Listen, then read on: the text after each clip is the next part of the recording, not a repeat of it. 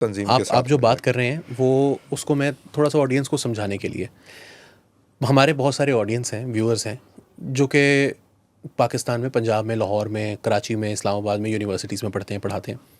और वो ये भी अक्सर हमने देखा है कि, और मेरा अपना भी व्यू जो है वो बलोचों के बारे में बड़ा क्लियर है कि इनके साथ ज़्यादती हुई है, इनके साथ जुल्म हुआ है, इनको इनके हकूक़ नहीं दिए गए, इनकी वहाँ पर डेवलपमेंट नहीं है। आपने अभी बताया पंजाब में आपको ऐसी कोई जगह नहीं मिलेगी जहाँ पर इतने वास्ट एरिया में कोई सिग्नल्स की मौजूदगी नहीं है, ट्रेन की जो स्पीड है वो भी स्लो है, जो बस भी वहाँ पर नहीं जाती, वहाँ पर सिग्नल भी नहीं आते, फ़ोन के भी नहीं आते, इंटरनेट भी नहीं आता।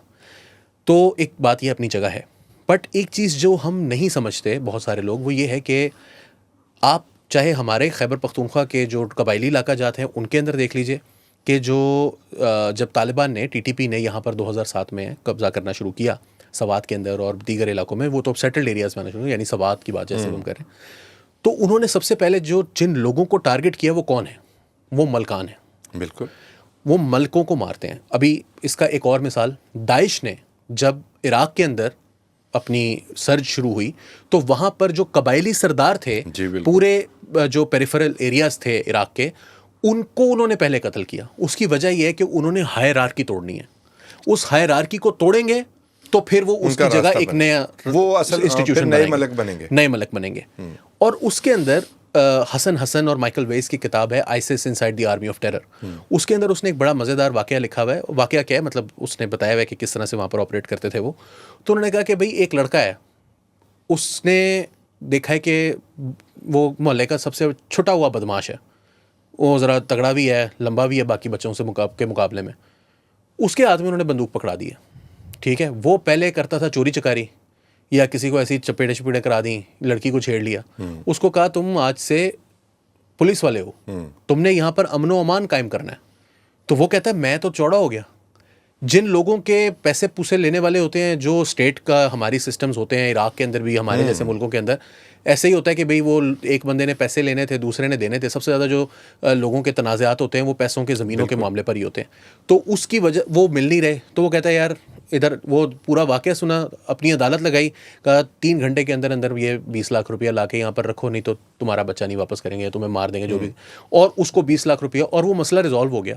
तो जो स्टेट के इंस्टीट्यूशंस होते हैं उनको ख़त्म करना है। यहाँ पर राइट्स वाला मामला पीछे चला जाता है।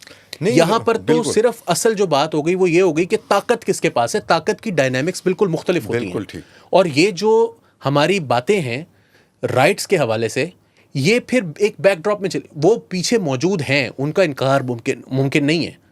डेमोक्रेसी की, मतलब हमें पता है सबको कि वहाँ पर जो लोग इलेक्शन जीतते हैं वो 250 वोटों से वज़ीर-ए-आला बन जाता है, उनको वज़ीर-ए-आला बना देते हैं, और वो 24 घंटे नशे में रहता था। ये हमने डेमोक्रेसी के नाम पर वहाँ पर किया हुआ है, अपनी गलती पहले माननी चाहिए। तो ये जो हमने सब कुछ कर रखा है इसके मुताबिक तो होना, शायद ये जो कुछ हो रहा है वो दुरुस्त हो रहा है, मगर अब इसका हल क्या है? अच्छा, पहली बात वो राइट्स वाली बात जो है ना, राइट्स वाली बात आपने बिल्कुल ठीक मेंशन की। राइट्स तो कहीं पीछे ही छोड़ दिए गए हैं। अब बात आ गई है, देखें कोई राइट्स वाला हो ना, आप बलोच हैं भाई हैं, आप राइट्स चाहे नाजायज़ मांगे, मैं कहूँगा यार साथ बिठाएं तो सही। जो नाजायज़ होंगे वो जिरगा करके समझा लेंगे कि यार ये 2 बातें तो आपकी बिल्कुल गलत हैं, ये तो नामुमकिन चीज़ें हैं, ये नहीं हो सकती, बाकी चीज़ें आपकी आप ले जाएं। राइट्स तो कोई मांग ही नहीं रहा जी, आपसे मांगी जा रही है आज़ादी। अच्छा, यकीन करें हम जैसे लोग हैं ना, वो कहते हैं कि चलो ज़ुबानी आज़ादी मांग रहे हैं ना, तो यार ये आवाज़ उठाना भी इनकी चले हक है जी। आप बंदूक की नोक पर आज़ादी मांग रहे हैं, आप आज़ादी आप वहाँ चाहते हैं, और उसके लिए आपने विलन क्रिएट किया हुआ पंजाबी को या फौज को, या 3-4 विलन है ना, तो गोली मारकर आप आज़ादी मांग रहे हैं। तो फिर कोई स्टेट नहीं कायम रह सकती अगर वो अपना रिजॉल्व नहीं देगी, और नहीं देने का मतलब आपने देख लिया। आपने कभी एक हमारा तमाशा कल से लगा हुआ है, हमने खबरों पर पाबंदी लगाई, ठीक है, तो हमारे यहाँ अफवाहों का बाजार गर्म हुआ, 30 मर गए, फलाने हो गए, ये हो गया, ढिमका हो गया, आपने पढ़ा? बिल्कुल। वो दुनिया में, पूरी दुनिया में ये हेडलाइन के तौर पर ये स्टोरी चली। वो जो मिलिटेंट्स हैं उन्होंने ये स्टोरी चलवाई, उनकी ये भी प्लानिंग पूरी मौजूद थी, और हमारे पास आज तक वो 50 का सिलेबस है, बंद कर दो, छुपा दो। इंडियन मीडिया पूरा, इंडियन उनके जेब में है, उनकी जेब में है, और किस तरह उन्होंने जनाब बनाया। और फिर अगली बात भी सुन लें, पाकिस्तान के अंदर, सॉरी टू से, पीटीआई का सियासी मसला हो सकता है। जो कुछ पीटीआई ने किया है और जिस तरह उन्होंने ये साबित करने की कोशिश की कि ये ठीक हुआ है, मेरे साथ तो व्हाट्सएप ग्रुप्स में भी ये कन्वर्सेशन हुई है, मैं हैरान हुआ हूँ।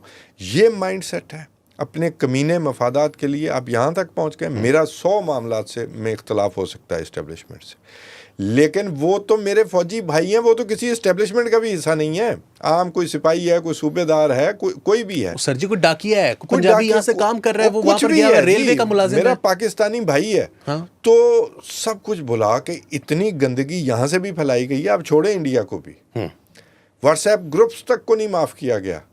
तौसीफ साहब उनको छोड़ दें, लोगों को ये आइडिया नहीं है कि ये पाकिस्तान टूटा ना, तो इसके टूटने से अगले दौर जो भी होगा, इंडिया का कब्जा होना है, यहाँ पर कोई छोटा सा हिस्सा रह जाना, बाल्कनाइजेशन होनी है, वो जो प्रोसेस होगा ना, उसमें ये नस्ल खत्म हो जाएगी, बिल्कुल खत्म, अगली भी खत्म हो जाएगी, ईंधन बनेंगी, हमारे बच्चे भी खत्म हो जाएंगे। इनको ये आइडिया नहीं है, और उससे आगे की क्यों सोचे बैठे हैं ये, इनके बारे में इनके दिमाग काम नहीं करते। वो तो एक चैम्बर में रहते हैं, उनका विजन वहां तक है भी नहीं। ये सोचना चाहिए ना, इंसान को सोचना चाहिए ना कि मैं क्या बकवास कर रहा हूँ, मेरे मुंह से जो निकल रहा है उसके नताइज क्या, उसके कॉन्सिक्वेंसेस क्या होंगे, उसके रेपरकशंस क्या हैं, उसके जहतें क्या हैं। मेरे जो नज़रिया मैं इस्तेमाल, अपने आप को भी बाशऊर सियासी कारकुनान कहते हैं, शऊर क्या है वो, ये तो सियासी कारकुनान तो आप हो गए, वो सियासत क्या है, वो शऊर क्या है, आपके एंड्स क्या हैं जिनके लिए आप कोई भी मीन्स तो आप कह सकते हैं जी ends justify the means, but what are those ends? जी हाँ बिल्कुल, वो एंड्स क्या हैं?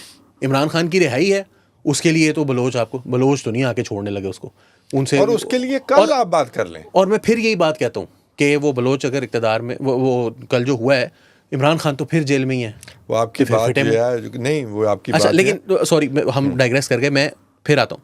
तो सब ये बताइए कि ये इंस्टीट्यूशनल मेमोरी भी एक चीज़ होती है। हम ये, जैसे मैंने अभी 2014 का जिक्र किया, इसके साथ हम दूसरा जिक्र मिला लेते हैं 19 फरवरी 27-26 फरवरी का, जब इंडिया के जो जहाज़ थे उन्होंने पाकिस्तान के अंदर आकर जो है वो एक कार्रवाई करने का दावा किया और हमने उनको रिस्पॉन्ड किया। तो इंडियन लोगों ने बैठकर, उनके एनालिस्ट ने ये कहा कि पाकिस्तान ने हमें, ISPR ने अपनी जो कम्युनिकेशंस पॉलिसी थी उसने हमें मीडिया पर शिकस्त दी है। ठीक है, 2014 की हमने बात की कि हमने इतनी तेज़ी से रिस्पॉन्ड किया, उसको प्रेस रिलीज़ जारी कर रहे हैं, हम उसको दिखा भी रहे हैं, और हमने वहाँ पर सहाफ़ियों को लेकर गए, हमने जाकर दिखाया, और वो वहाँ पर वजाहत खान बैठ कर रो रहा है। उसको आ गया होगा रोना, मैं नहीं समझता कि वो इतना कोई हार्टलेस बास्टर्ड नहीं है, वो उसको असल में आ गया होगा, उस दिन वो नहीं कर रहा होगा एक्टिंग, वो रो रहा है वहाँ पर बैठा हुआ, तो उससे एक असर पड़ता है ना आवाम के ऊपर। आपने इस मौके पर क्यों मीडिया को कंप्लीटली खामोश कराने का मकसद क्या था? मेरी तो बिल्कुल समझ में नहीं आया। ये एक नालायक पॉलिसी है, ये आपको कभी भी सर्व नहीं करेगी, और ये 2025 है।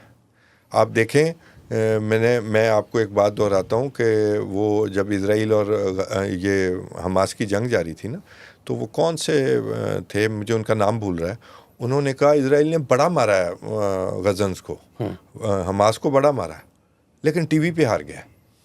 बिल्कुल ठीक है, हालांकि इजराइल की भी जो प्रोपेगेंडा का मामला है वो कोई छोटा मोटा नहीं है। उन्होंने मतलब कभी अरबों डॉलर इन्वेस्ट किए हुए हैं और सारा कुछ है। इसके बावजूद अकेले अल जजीरा ने उन्हें हरा दिया।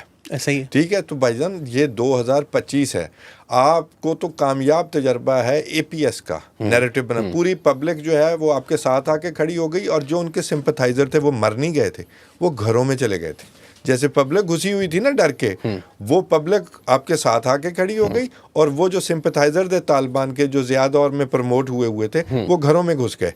ठीक है, उसके बाद फिर ये आपने तैयारे वाले वाक़े का जिक्र किया, उसको अच्छी तरह हैंडल किया गया, बल्कि मुझे तो लगता है ओवरडू भी किया गया कुछ थोड़ा सा। हाँ, वो भी हो जाता है, लेकिन यार वो ज्यादा हो गया ना, तो थोड़ा तो नहीं ना हुआ, थोड़ा तो नहीं ना। यहाँ तो कुछ भी मुझे नजर नहीं आ रहा। आई एम सॉरी, मैं रोटी बच जाए खैर है, थोड़नी नहीं चाहिए। तो हमें तो अपना मजलूम कार्ड, और हम वाकई मजलूम है, यहाँ तो मजलूम है हमने वो क्यों नहीं बेचा, अपनी पब्लिक को सही मैसेजिंग क्यों नहीं की, और इंटरनेशनली हमने क्यों नहीं अपनी ये मैसेजिंग सही तरह की। हमारा वर्जन जो है, हमसे पहले एक रैगटैग मिलिटेंट ऑर्गेनाइजेशन का जो इंटरनेशनल जो मीडिया है उस पर पहुंचा हो।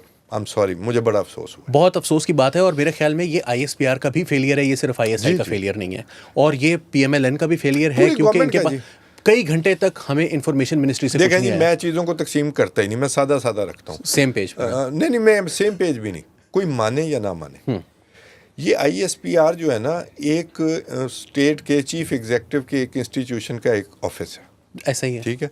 इसलिए मैं पूरी जिम्मेदारी पूरी गवर्नमेंट पे डालूंगा, दुरुस्त कह रहे हैं। ठीक है। प्रोविंशियल उसमें गवर्नमेंट भी गायब ISPR थी, भी आ जाए, सूबाई प्रोविंशियल हुकूमत गवर्नमेंट भी आ गायब जाए। थी। हाँ जी, जो कंसल फेडरल में गवर्नमेंट बातें थी। कर रहे हैं। हाँ। आप मीडिया को बताएं, आपका वजीर इत्तलात जो है बलूचिस्तान का, फेडरल का, वो भाई, बैठ के जो अपडेट बात करे उन्हें। सिक्योरिटी जराए से आ रही है, एवरीवन नोज वो कहाँ से आ रही है। एग्जैक्टली। तो फिर आप सिक्योरिटी जराए सामने आए, जनाबे वाला ये है वो जराए, जनाबे वाला ये है वो जराए। तो मियां साहब ने जो कहा था एक जमाने में, मेरे लिए ये दोनों चीज़ें दुख का बायस है। बहुत एक तो ये हैरानकुन बात है। हादसा, और ये मेरे ख्याल में मैं फिर आखिर में यही कहूँगा कि अगर इस लड़ाई को जीतना है तो फिर आपको APS पेशावर की तरह के ना सिर्फ मिलिटरीली बल्कि मीडिया और कम्युनिकेशंस के महाज पर भी उसी ब्लिट्स के तरफ के साथ जाना पड़ेगा, जिस तरह आप तब गए थे, वरना ये हार गए। हार्ड पावर और सॉफ्ट पावर ये साथ चलेंगी, वरना ये नहीं। साथ चलती हैं तो आप कोई ऑपरेशन किसी काम में कामयाब होते हैं। True.